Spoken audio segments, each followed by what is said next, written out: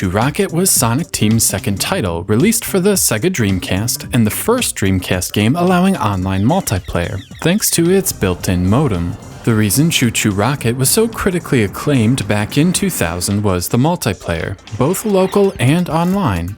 In many ways, Sonic Team was able to capture the magic of many popular Nintendo 64 games, which were often better with 4 players huddled around the television. This makes it a bit challenging to review ChuChu Rocket. I don't really have access to 3 other people interested in playing, and ChuChu Rocket's online servers were shut down long ago. You can still play multiplayer against the computer, but it just isn't the same.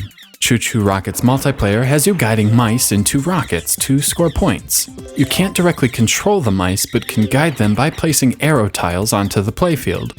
The 4 directions are mapped perfectly to the controller's face buttons, making it very easy to learn. In addition to guiding mice into your rockets, you can guide mice away from your opponent's rockets. This is where the beauty of the game lies, helping yourself, screwing opponents, and building alliances with your friends in the room. In addition to guiding mice, there will be cats, which can drastically decrease your score. The same rules will apply here with the cats. You'll be helping yourself and desperately trying to guide cats into the leader's rockets. On top of all of this is the crazy presentation, with insanely fast-paced, catchy jingles really amping up the action, complete with a game show-style wheel changing the game's rules on the fly. Unfortunately, playing against the computer just doesn't capture what made this game so good back in the day. Still, if you can wrangle some friends together, this is a terrific party game. This brings us to the single-player mode. Here, you are given a limited set of pieces to try and guide mice into the rockets. Mice, as well as cats, will always turn to the right when hitting a wall. Mastering this simple concept is key to the game's challenging puzzles. There's a lot of trial and error involved, as you must sometimes guide mice in between marching cats. If a mouse touches a cat or a cat reaches the rocket, you fail and must try again. This is all rather refreshing and a nice departure from block dropping or jewel matching. The single player is broken into 4 different blocks of 25 levels. As the game progresses, new concepts are introduced.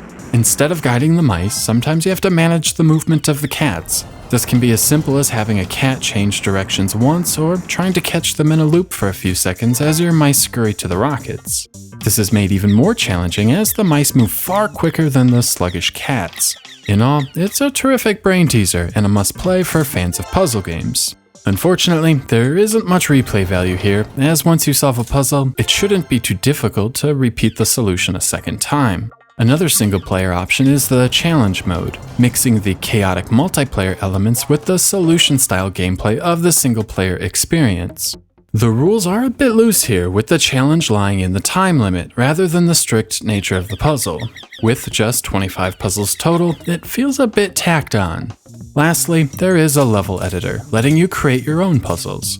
Again, with the online servers long gone, the appeal of uploading your levels and downloading new ones is all but lost. Graphically, ChuChu Rocket is a simplistic-looking game with a ton of style. Everything about the game oozes Sega, with retro sci-fi motifs and bright, bold colors. As alluded to earlier, the audio experience is truly exceptional. Every piece of music blends together the simple rhythms of earlier hardware generations with modern samples and synthesized beats. It's hard to describe, it's just really cool. Overall, ChuChu Rocket is a tale of 2 games. The multiplayer is absolutely where the game shines. Even today, this is an awesome party game, offering the simple controls and deep gameplay you still see in titles like Smash Bros. The single player is a bit more shallow, with just 125 levels to get through before the experience is over. With few flaws to speak of, this one is easy to recommend. 4 out of 5.